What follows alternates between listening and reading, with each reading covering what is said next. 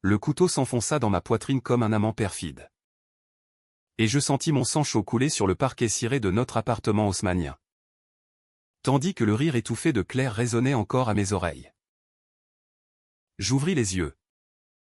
Non pas sur les néons blafards de l'hôpital ou les ténèbres éternelles, mais sur le visage juvénile de moi-même dans le miroir embué de la salle de bain. 10 ans plus tôt, le jour où tout avait basculé. J'étais mort. Trahi par la femme que j'aimais et l'ami que je croyais fraternel.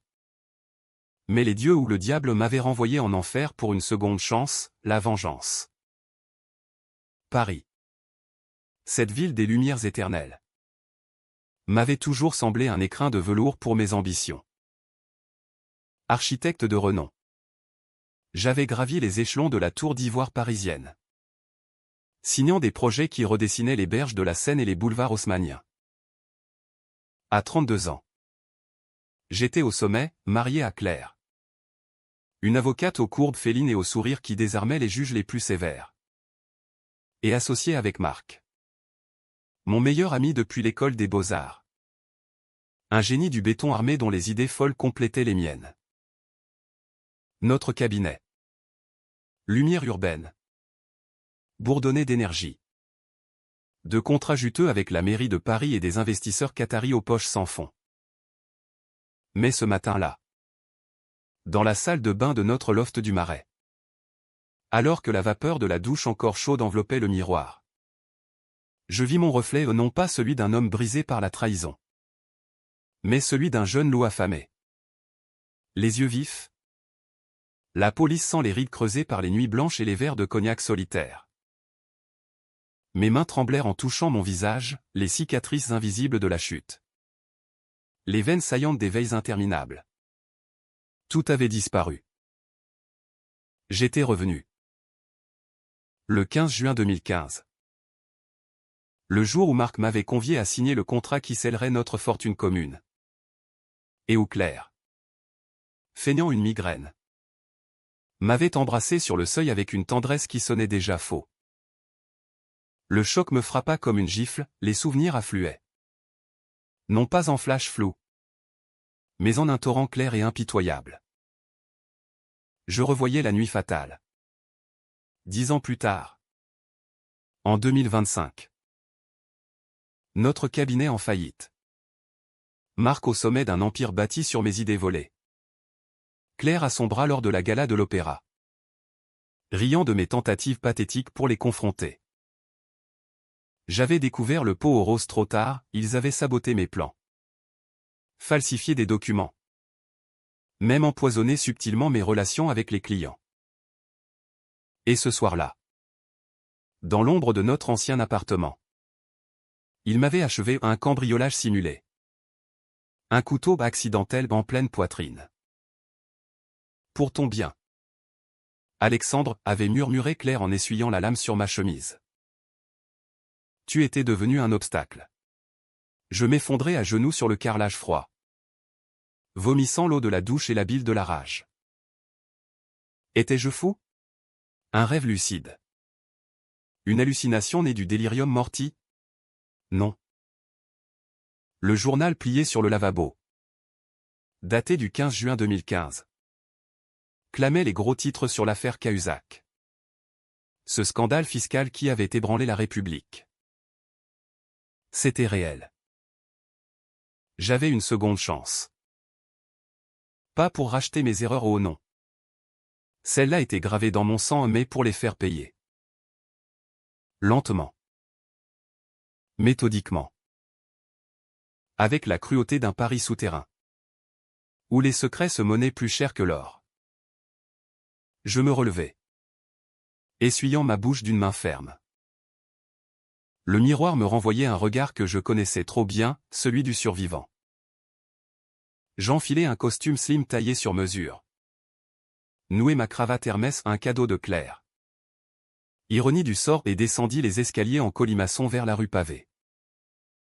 L'air printanier de Paris m'enveloppa. Chargé d'odeurs de croissants chauds et d'essence de voiture. Les passants, ignorants de ma résurrection intérieure, filaient vers leur vie banale. moi. J'avais un plan. Pas un de ces vengeances hollywoodiennes. Explosive et voyante, non. Une vendetta à la française. Subtile comme un poison dans un verre de Château Margaux. Controversé comme un pamphlet de Zola. Tendu comme les fils d'une toile d'araignée tissée dans les salons feutrés du pouvoir. D'abord. Confirmé. Je hélai un taxi, un vieux Peugeot cabossé. Driver un maghrébin loquace nommé Karim et filé vers le bureau. Rue des Archives. En route. Je fouillais mon téléphone, message de Marc. Effusif. À tout à l'heure pour signer. Mon vieux. Ça va changer nos vies. Et un texto de Claire, bonne journée. Mon amour. Ne t'oublie pas ce soir. Dîner chez l'ami Louis.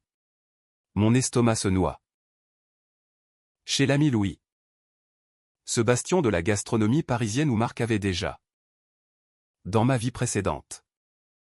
Glissé le premier mensonge, une clause cachée dans le contrat. Un détournement de fonds vers une société écran qu'il contrôlait avec Claire. Le cabinet était un cocon de verre et d'acier. Surplombant les toits incés du marais. Marc m'accueillit avec une accolade virile. Ses yeux verts pétillants de cette fausse camaraderie que j'avais si longtemps gobée. Alex. Prêt à conquérir le monde? Il claqua une main sur mon épaule. Me guidant vers la salle de réunion où trônait le contrat, 50 millions d'euros pour rénover les halles. Un projet pharaonique. Je souris. Feignant l'enthousiasme. Mais mes doigts effleurèrent le papier comme un serpent son venin. Les clauses étaient là. Innocente en surface, pourcentage sur les sous-traitants. Option de rachat. Mais je savais. Maintenant. La page 47. Alinéa 12, une porte dérobée pour Marc de siphonner les fonds une fois le chantier lancé. Parfait, dis-je d'une voix suave. Signant d'un trait fluide. Marc exulta. Commandant du champagne, un krug millésimé. Bien sûr. Tandis que les bulles pétillaient sur nos langues. Je l'observais, ses cheveux châtains impeccablement coiffés. Sa Rolex discrète au poignet. Ce tic nerveux de se lécher les lèvres quand il mentait. À notre avenir, porta-t-il son verre. À la nôtre, répondis-je. Et dans mon esprit. J'ajoutai, et à ta chute. Le soir. Chez l'ami Louis. L'atmosphère était lourde de promesses non dites. Claire arriva en retard.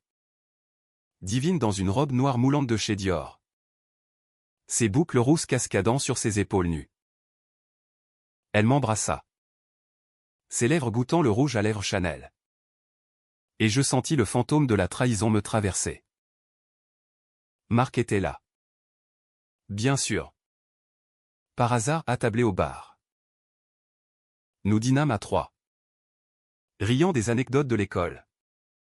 Des nuits blanches sur les chantiers. Mais sous la table. Ma main serra le pied de mon verre jusqu'à ce que mes jointures blanchissent. Je les écoutais comploter en filigrane, un mot sur l'expansion offshore. Un clin d'œil complice. Dans ma vie passée. J'avais ri avec eux. Ce soir, je semais les graines de leur ruine. De retour à l'appartement. Claire se glissa sous les draps de soie. Son corps chaud contre le mien. Tu es distant ce soir, murmura-t-elle. Ses ongles traçant des cercles sur ma poitrine. Je la pris. Avec une passion feinte. Mais dans l'obscurité. Mes pensées étaient aiguisées comme une lame. Elle avait été mon encre. Ma muse, maintenant. Elle était la tempête qui m'avait englouti. Tandis qu'elle s'endormait. Je me levai. Nu sous la lune filtrant par les volets. Et ouvris mon ordinateur. Des recherches, les sociétés écrans de Marc. Les comptes offshore au Caïmans. Les liaisons de Claire avec un juge influent. Tout était là. en ligne, attendant d'être exhumé. Les jours suivants furent un balai de duplicité. Au bureau. Je feignais l'allégresse, poussant le projet des Halles avec une vigueur renouvelée. Mais en sous-main. Je contactai un hacker freelance, un gamin de banlieue prénommé Lucas. Rencontré dans un cybercafé de Belleville. J'ai besoin de traces, lui dis-je lors de notre rendez-vous clandestin. Dans un bar enfumé de la rue Oberkampf. Il ricana. Ses dreads tombant sur ses yeux piercés. Pour du cash. Je creuse profond. Mais c'est risqué. Monsieur. La DGS surveille ces trucs. Je glissai une enveloppe de 5000 € sous la table. Risqué pour toi. Pas pour moi. Lucas livra, des mailles effacées. Des transferts bancaires fantômes. Marc avait déjà, 2 ans avant la signature, créé Éclat International. Une coquille vide pour détourner 20% des fonds. Et Claire? Son rôle était pire, elle avait coaché Marc sur les failles légales. Utilisant ses connexions au palais de justice pour étouffer les plaintes potentielles. Pire encore. Un dossier médical falsifié, ils avaient planifié de me faire interner si je devenais instable. Un alibi parfait pour mon suicide final. La rage bouillonnait. Mais je la canalisais en un plan controversé. Un de ceux qui font hausser les sourcils même à Paris. Ville de révolution. Pas de violence brute, pas encore. Non. Une exposition progressive. Un scandale qui les rongerait de l'intérieur. D'abord, une fuite anonyme, un mail à un journaliste du Canard enchaîné. Ce torchon satirique qui adore écorcher les puissants. Lisez ça, écrivis-je. Attachant les premiers documents. Les Halles, un festin pour les requins. Le lendemain. Le téléphone de Marc sonna dès l'aube. Je l'entendis depuis mon bureau adjacent. Sa voix tendue, quoi? Une fuite? C'est impossible. Je souris dans l'ombre. Sirotant un café noir. La machine était lancée. Mais ce n'était que le début. La vraie vengeance exigerait des choix sombres, trahir des innocents pour atteindre les coupables. Peut-être même sacrifier une partie de mon âme déjà noircie. Paris. Avec ses catacombes et ses intrigues. Serait le théâtre parfait. Les semaines qui suivirent furent un tourbillon de faux-semblants et de nuits agitées. Le Canard enchaîné publia un premier article. Laconique mais vénéneux, les Halles, un projet doré pour qui? Pas de nom. Juste des insinuations sur des déplacements de fonds suspects. Marc paniqua en surface. Convoquant une réunion d'urgence où il jura sur sa vive ironie que c'était une cabale de concurrents jaloux. Nous devons serrer les rangs, déclara-t-il. Son front luisant de sueur sous les néons du bureau. Je hochai la tête. L'air solidaire. Mais intérieurement, je jubilais. Claire, plus rusée, me questionna ce soir-là. Allongé sur le canapé de velours. Un verre de Sancerre à la main. Tu penses que c'est grave? Alex? Ses yeux verts? Ses yeux de chatte? Sondaient les miens. Rien qu'on ne puisse gérer, répondis-je, caressant sa cuisse d'un geste possessif. Elle se détendit. Mais je vis le calcul dans son sourire. Mon hacker. Lucas devint mon allié invisible. Nous nous rencontrions dans des lieux discrets, un square caché derrière Notre-Dame. Un café anonyme près de la Bastille. Il me livrait des pépites, des enregistrements audio où Marc et Claire complotaient dans un hôtel de la rue Saint-Honoré. On le neutralise doucement, disait Marc d'une voix suave. Un accident sur le chantier. Peut-être. Ou un scandale personnel. Claire riait. Ce rire cristallin qui m'avait autrefois envoûté. Et s'il résiste? On a le dossier psy prêt. Un frisson me parcourut, ils avaient anticipé ma paranoïa future. Fabriquer des preuves de dépression. De schizophrénie même. Des consultations falsifiées chez un psychiatre complice. Un certain docteur Lefebvre. Que je notais pour un traitement spécial. Ma vengeance prit une tournure controversée dès lors. Je décidai de ne pas frapper directement trop prévisible, trop vulgaire. Au lieu de cela, j'infiltrai leur cercle. Un soir, lors d'un vernissage au centre Pompidou, je m'approchai d'Élodie, la secrétaire de Marc. Une jeune femme aux airs de poupée fragile. Aux lèvres perpétuellement ourlées d'un sourire nerveux. Elle était amoureuse de lui. Cela crevait les yeux, les regards volaient. Les pauses café prolongées. Élodie, murmurai-je en lui tendant un verre de Chablis. Tu mérites mieux que d'être un pion. Elle rougit. Balbutia. Je plantai la graine, des ragots sur les infidélités de Marc. Des photos floues truquées par Lucas de lui avec une mannequin. Il te manipule, ajoutai-je. Ma voix basse comme un confesseur. Élodie craqua 2 jours plus tard. Elle débarqua au bureau en larmes. Brandissant une clé USB, des copies de mails compromettants.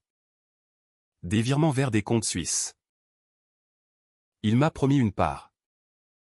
Mais c'est pour elle, sanglota-t-elle. Visant Claire. Je la consolai. L'invitant à dîner, un geste qui me coûta. Car elle était innocente. Une victime collatérale. Mais la vengeance exige des sacrifices. Ces documents atterrirent chez un autre journaliste.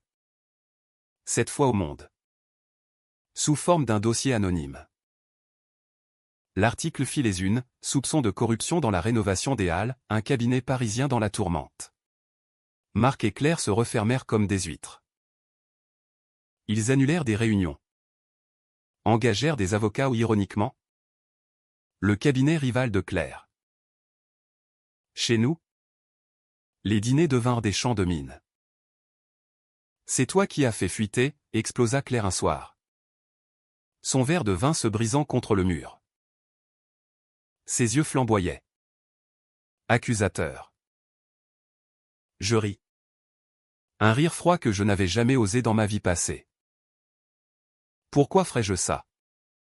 Ma chérie? À moins que la culpabilité te ronge. Elle me gifla. Fort. Et je la laissai faire. Sentant le sang couler de ma lèvre. Ce sang? Symbole de celui que j'avais versé. Cette nuit-là. Nous fîmes l'amour avec une violence nouvelle. Un mélange de haine et de désir résiduel. Au matin. Elle partit tôt. Prétextant un tribunal. Je savais où, un rendez-vous secret avec Marc. Dans un appartement meublé du 16e arrondissement. Grâce à un traceur GPS glissé dans son sac par Lucas, un acte illégal. Bien sûr. Qui aurait pu me valoir la prison? Je les épiais de loin. À travers les stores vénitiens. Je les vis, enlacés. Complotant. On doit l'éliminer vite, murmurait Marc. Sa main sur la hanche de Claire. Un empoisonnement. Discret. Le docteur. Lefebvre peut fournir le truc. Mon cœur se serra, ils avançaient leur plan 10 ans en avance. Mais j'étais prêt. Ce soir-là. Je contactai le docteur. Lefebvre moi-même. Sous un faux nom. J'ai besoin de quelque chose de définitif, dis-je au téléphone. Ma voix déguisée par un logiciel. Il hésita. Puis accepta un rendez-vous dans un bistrot anonyme de Montparnasse. C'était un homme falot. Aux lunettes épaisses. Sentant le tabac froid. « Pour un animal ?» demanda-t-il. Mal à l'aise. Pour un serpent, corrigez-je. Glissant 10 000 euros. Il me remit une fiole, du cyanure dilué. Inodore. Le choix fut le premier vraiment controversé, empoisonné? Pas eux. Pas encore. Mais un sous-traitant innocent. Un ouvrier polonais nommé Piotr. Qui avait vu trop de choses sur le chantier naissant. Dans ma vie passée. Il avait témoigné contre moi. Manipulé par Marc. Cette fois. Je l'avertis anonymement. Mais pour forcer sa main. Je contaminai son café lors d'une pause ou une dose infime. Juste pour l'hospitaliser. Il survécut. Mais son témoignage fictif fabriqué par Lucas accusa Marc de négligence. Un autre scandale, accident sur chantier, soupçon de sabotage interne. Paris bruissait de rumeurs. Les investisseurs se retiraient. Le contrat des Halles vacillait. Marc.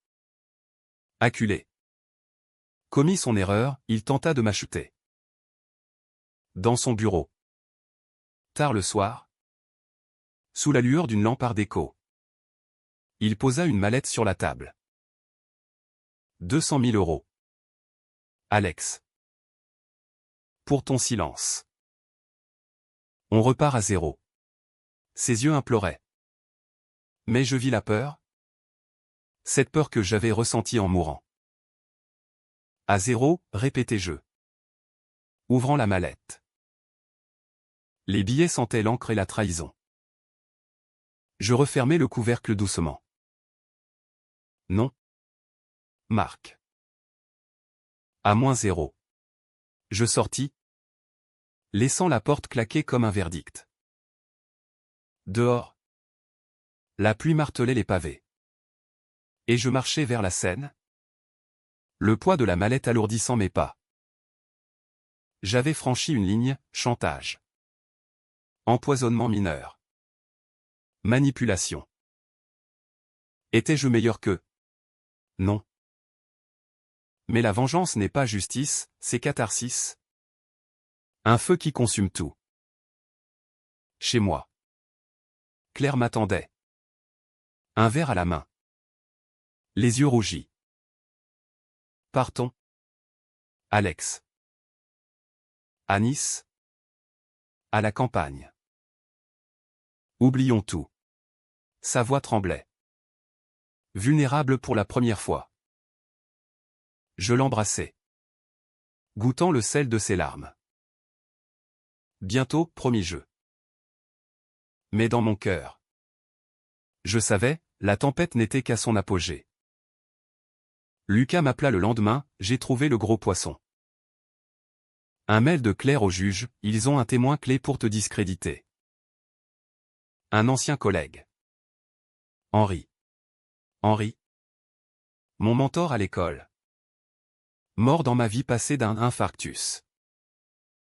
Coïncidence? Non. Je raccrochai. Le sang pulsant à mes tempes. Le temps pressait. La toile se resserrait. Et Paris. Avec ses ombres élongatées sous les réverbères. Semblait complice de ma folie. La découverte du rôle d'Henri fut comme un coup de poignard supplémentaire. Ravivant les braises de ma douleur originelle. Dans ma vie antérieure. Il avait été mon phare, un professeur bourru aux moustaches grisonnantes. Qui m'avait guidé vers les sommets de l'architecture durable. Sa mort soudaine. En 2018. M'avait brisé, j'avais même soupçonné un suicide. Rongé par la solitude. Mais maintenant.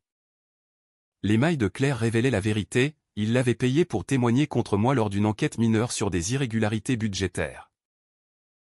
Henri est faible et écrivait-elle à Marc. Un chèque et il chantera. Et pour sceller son silence éternel? Une overdose d'insuline, il était diabétique. Un meurtre maquillé en accident domestique. Couvert par le complice juge. La fureur me submergea. Un raz-de-marée qui noya toute prudence. Je contactai Henri directement.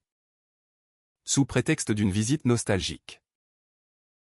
Nous nous vîmes au Café de Flore. Ce sanctuaire saint-germanois où les intellectuels disséquaient le monde autour de croissants aux amandes.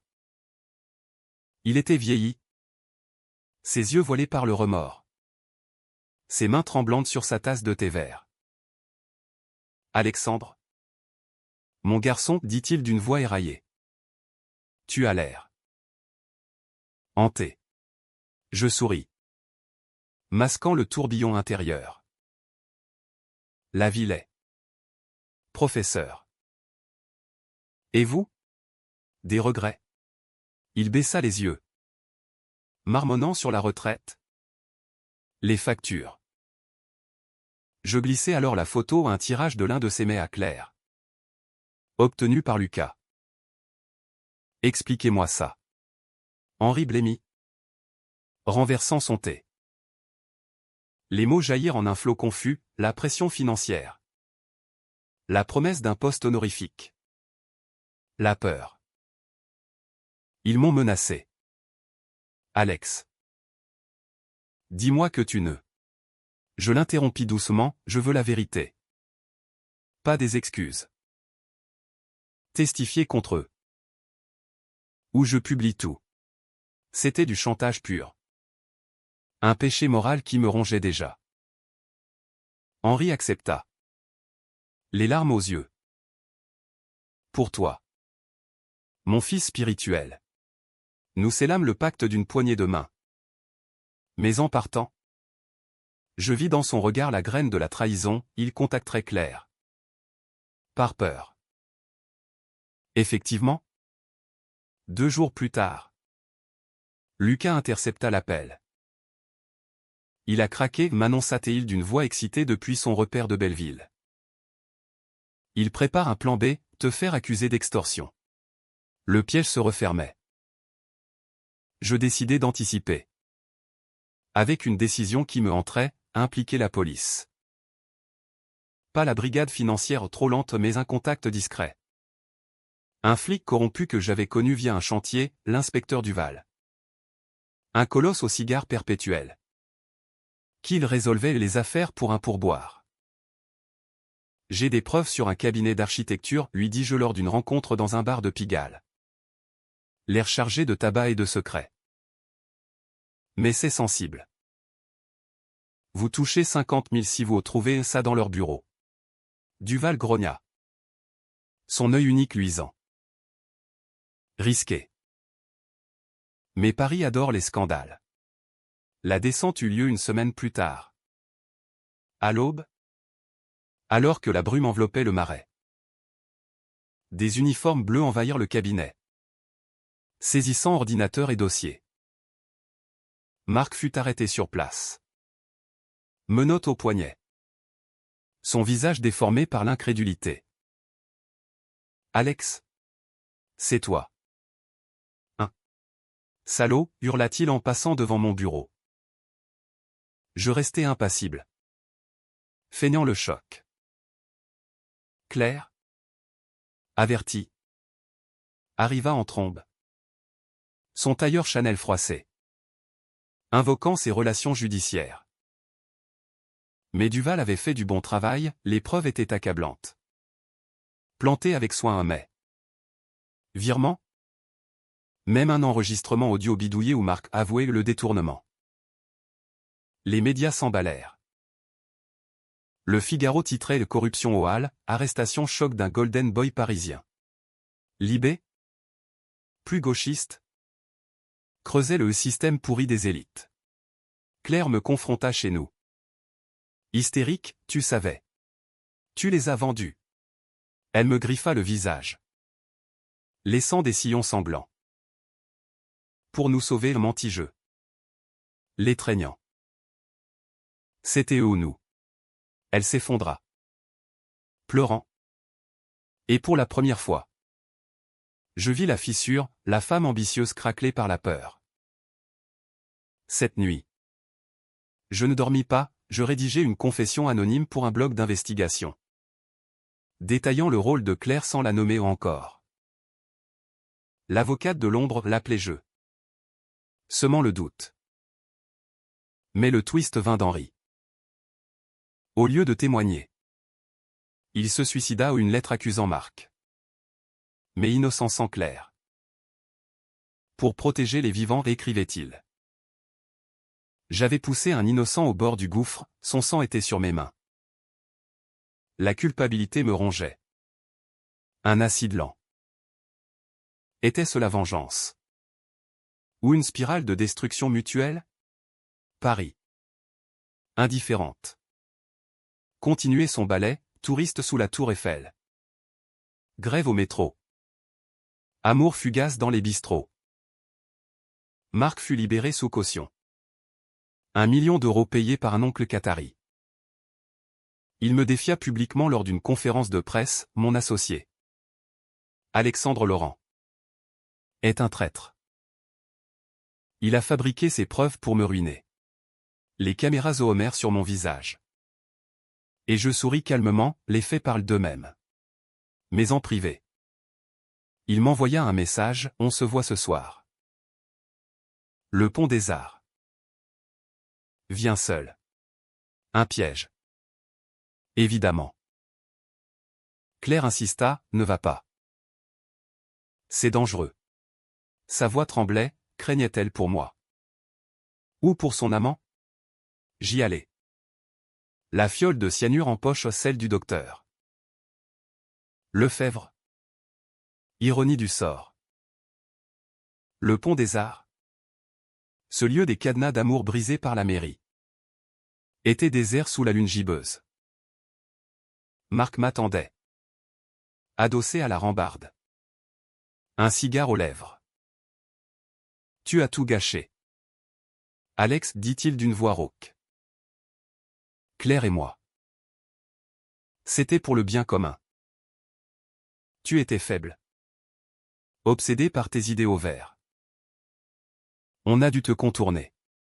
Il ricana. Mais ses yeux trahissaient la terreur. Et maintenant, demandai-je. Approchant. Tu me tues? Il sortit un couteau le même. Reconnaissable à sa lame gravée. Pour clore le cercle. La bagarre fut brève. Animal. Il me taillada l'épaule. Du sang chaud coulant sur ma chemise. Je ripostai. Le plaquant contre le parapet. Tu m'as tué une fois, haltai-je. La fiole à la main. Pas deux. Il se débattit. Hurlant, Claire t'aime encore. C'est moi qui. Le liquide se répandit sur sa chemise. Inodore. Fatal. Il s'effondra. Convulsionnant. Les yeux exorbités. Je le regardais mourir. Le Seine coulant indifférent en contrebas. Pas de remords, pas encore. Juste une satisfaction amère. La police conclut à un suicide, dépression due au scandale. Claire hérita de tout. Veuve éplorée. Elle me chercha. Désespérée, où étais-tu? Je mentis, en déplacement. Notre mariage devint un théâtre d'ombre. Elle buvant trop. Moi ourdissant la suite. Mais le fantôme d'Henri me visitait en rêve. Accusateur. La vengeance? Je le réalisais. N'effaçait pas les cicatrices, elle les multipliait.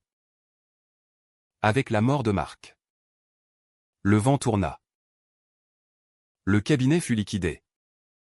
Léal confié à un concurrent. Et Claire plongea dans un abîme de deuil théâtral, interview larmoyante à la télé. Fondation caritative en mémoire de l'homme visionnaire. Paris. Friande de tragédie chic. L'idolâtra. Moi? J'étais l'ombre. L'associé fidèle soutenant la veuve. Mais intérieurement, la machine vengeance s'emballait. Incontrôlable. Lucas, mon diable gardien, me fournit le dossier final, les preuves du meurtre d'Henri. Falsifié par Claire elle-même. Elle a signé le certificat, dit-il lors de notre dernière rencontre. Dans un squat graffitier de la rue de Rivoli. Avec le juge. Son amant. Le juge, Bertrand Duval. Pas l'inspecteur. Mais un magistrat aux allures de dandy. Que j'avais croisé à des dîners mondains. Ma décision suivante fut la plus controversée, séduire le juge. Pas par violence, mais par une manipulation intime. Un viol psychologique déguisé en flirt. J'organisais une soirée de soutien à l'appartement. Invitant l'élite judiciaire. Claire. Ivre de vin et de pilules. Présida. Radieuse dans sa douleur. Duval arriva tard. Costume sur mesure. Moustache taillée au millimètre. Nos regards se croisèrent, il me serra la main avec une vigueur calculée. Mes condoléances. Laurent. Un drame. Je souris, la vie est un drame. Monsieur le juge. Mais la nuit offre des consolations. Plus tard. Isolé sur le balcon surplombant les toits du Marais. Je l'abordai, un cigare partagé. Des anecdotes sur la corruption des élites des piques voilées. Il mordit à l'hameçon. Vantant ses réformes discrètes. Les gens comme vous, architectes, comprennent le pouvoir des fondations invisibles, dit-il. Un verre de cognac à la main. Je ris. Effleurant son bras. Et les failles? Celles qu'on comble à tout prix. La conversation glissa vers le personnel, il avoua son divorce. Sa solitude. 3 verres plus tard. Nous étions dans mon bureau d'invité. Un baiser maladroit scellant le pacte tacite. Claire. Dans la pièce voisine. Ronflait sous sédatif. Ce fut une nuit de calcul autant que de chair, des murmures sur ses secrets.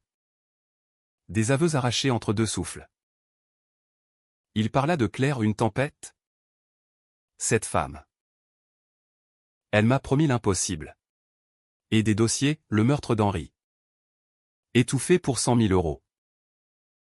Je l'enregistrai subtilement. Via un micro caché dans ma montre. Au matin. Il partit honteux. Promettant discrétion. Mais j'avais ce qu'il me fallait. La fiole de cyanure. Encore à moitié pleine. Resta inutilisée, la séduction avait été plus empoisonnée que le poison. Claire suspecta quelque chose. Nos rapports étaient tendus. Des étreintes mécaniques où je cherchais des failles dans son armure. Tu changes? Alex, dit-elle un soir. Nue sous les draps. Sa peau pâle luisant à la lumière des bougies. Comme si tu me haïssais. Je la regardais. Vraiment, les courbes que j'avais aimées. Les yeux maintenant cernés par la culpabilité. Et si c'était le cas, répliquai-je doucement. Elle se raidit. Puis fondit en larmes. Marc. Il m'a forcé. Les dettes. Les ambitions. Je t'aimais. Au début. Un aveu partiel. Mais suffisant pour fissurer le mur. Je la consolais. Mais mes bras étaient des chaînes. Le scandale éclata via une fuite orchestrée, l'enregistrement de Duval atterrit chez Mediapart. Ce site d'investigation impitoyable. Juge impliqué dans meurtre suspect, liaison dangereuse au palais. Duval fut suspendu. Claire interrogée. Elle rentra effondrée. Me jetant les journaux au visage. C'est toi. Tu nous détruis, hurla-t-elle. Ses ongles enfoncés dans mes bras. Admets-le. Je la saisis aux épaules. La forçant à me regarder. Tu m'as tué. Claire. Une nuit. Un couteau. Souviens-toi. Elle pâlit. Reculant comme si j'étais un fantôme. Quoi? Tu délires. Mais dans ses yeux. La reconnaissance, j'avais franchi le voile. Révéler ma connaissance surnaturelle. La confrontation fut cataclysmique. Assis dans le salon. Sous le portrait de nous deux à Venise, un mensonge figé. Elle avoua tout, la trahison initiale. Motivé par mon immobilisme face aux offres qataries, le complot avec Marc. Né d'une nuit d'ivresse, le meurtre. Un accident nécessaire quand j'avais découvert les fonds. On voulait te protéger. Te forcer à partir, pleura-t-elle. Mais tu as résisté. Je ris. Un rire brisé. Protégé? Tu m'as poignardé. Claire. Et maintenant? Tu paies. Elle implora, pardonne-moi. On recommence. Un instant. La faiblesse me tenta l'amour résiduel. La vie possible. Mais les images de mon sang sur le parquet revinrent. Impitoyables. Au lieu de la tuer. Je choisis le pire, l'exposition publique. Avec Lucas. Nous compilâmes un dossier complet à mai. Enregistrement. Autopsie falsifiée et l'envoyâmes à la presse. Au procureur. Même à un producteur de Netflix pour un docu-série. La veuve noire du Marais titra Paris Match. Claire fut arrêtée en direct à la télé. Menottée devant les caméras. Son maquillage coulant en traînées noires. Alexandre? Non, cria-t-elle. Mais je n'étais pas là, j'observais depuis un café anonyme. Un expresso amer à la main. La société parisienne se déchaîna, débats enflammés sur BFM. Édito dans Le Monde sur la vengeance privée vs. Justice d'État. J'étais anonyme. Mais les rumeurs me pointaient, l'ex-mari. Le cerveau. Des menaces anonymes pleuvaient aux courriers enflammés. Appel nocturne. Lucas disparut. Empocher une fortune. Me laissant seul avec mes démons. Claire? En détention provisoire à Fresnes. M'écrivit, tu es un monstre. Mais je t'aime encore. Je brûlai la lettre. Les flammes dansant comme des diables. Pourtant. Le vide s'installa. Paris. Ma complice. Me semblait hostile, les rues étroites du Marais résonnaient d'accusations fantômes. La scène charriait des secrets trop lourds. Je visitais la tombe d'Henri. Au Père-Lachaise. Sous un ciel de plomb. Pardon, murmurai-je à la pierre froide. Pas de réponse. Juste le vent dans les cyprès. La vengeance avait triomphé. Mais à quel prix? J'étais vivant. Mais mort à l'intérieur. Un revenant errant dans la ville des amoureux. Le procès de Claire fut le climax de mon opéra macabre. Un spectacle judiciaire où Paris jouait les juges impitoyables. La salle du palais de justice. Avec ses lambris sombres et ses portraits de robes noires séculaires. Bourdonné d'un public hétéroclite, journaliste au carnet frénétique. Badaud en quête de scandale. Même des curieux du quartier venus pour elle et affaire du siècle. Je témoignais en premier. Jurant sur la Bible laïque de la République l'ironie pour un athée comme moi. Madame Laurent m'a trahi, déclarai-je d'une voix ferme. Mes yeux rivés aux siens à travers la vitre blindée. Elle a volé mes rêves. Puis ma vie. Les flashs crépitèrent, elle baissa la tête. Brisée. Les preuves déferlèrent, les experts financiers disséquèrent les détournements. Un toxicologue confirma le cyanure dans le système de Marco suicide forcé. Murmura Théon dans les couloirs. Duval? Pâle comme un spectre. Craqua sous l'interrogatoire, elle m'a séduit. Manipulé. Pour Henri. C'était un accident. Mensonge. Claire nia tout au début. Son avocat, un requin de province plaidant la folie passagère. Mais les enregistrements la condamnèrent, sa voix froide et calculatrice, ordonnant neutraliser le jury. Un mélange de bourgeois du 7e et d'ouvriers de banlieue. Délibéra 2 jours. Verdict, coupable de meurtre prémédité. Fraude aggravée. Peine, 20 ans. Non réductible. En sortant du tribunal, sous une pluie battante qui lavait les pavés de la conciergerie, je fus assailli. Pas par la foule où la police veillait mais par un journaliste de France Inter, Monsieur Laurent. Est-ce de la vengeance ou de la justice? Je m'arrêtai. L'eau ruisselant sur mon imperméable. C'est Paris, répondis-je simplement. Où les deux se confondent. Les micros se tendirent. Mais je m'éclipsai. Élant un taxi vers l'aéroport. Non pour fuir, où irais-je? Mais pour un pèlerinage, les catacombes. Ces ossuaires souterrains où la ville enterre ses morts. Dans les tunnels humides. Éclairés par des torches vacillantes. Entourés de crânes empilés comme des trophées oubliés. Le twist final me frappa. Un gardien. Un vieil osiris voûté. Me remit une lettre, de la part d'une dame. L'écriture de Claire. Alex? En cellule? J'ai compris. Tu n'es pas toi. Tes yeux. Ceux d'un mort. Si c'est vrai. Pardonne-moi. J'ai tué l'homme que j'aimais. Mais toi. Tu as tué l'âme que nous avions. Était-ce possible?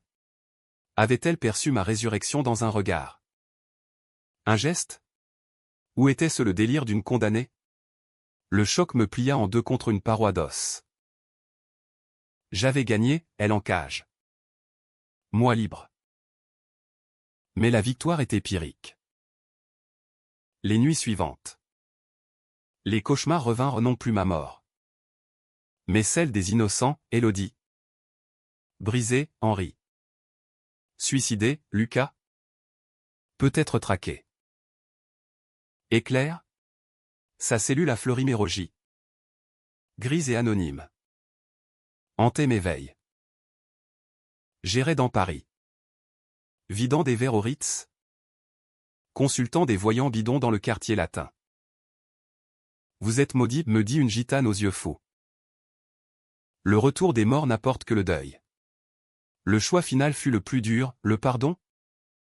Ou l'oubli? Je visitais Claire en parloir. Séparée par une vitre épaisse. Elle était amaigrie. Ses boucles ternes. Mais ses yeux verts flamboyaient encore. Pourquoi? Demanda-t-elle simplement. Je pressai ma paume contre le verre. Parce que la trahison m'a tué. Et toi? Elle t'a rendue vivante. Nous pleurâmes. Un adieu muet. Dehors. Le printemps revenait, cerisier en fleurs le long de la Seine.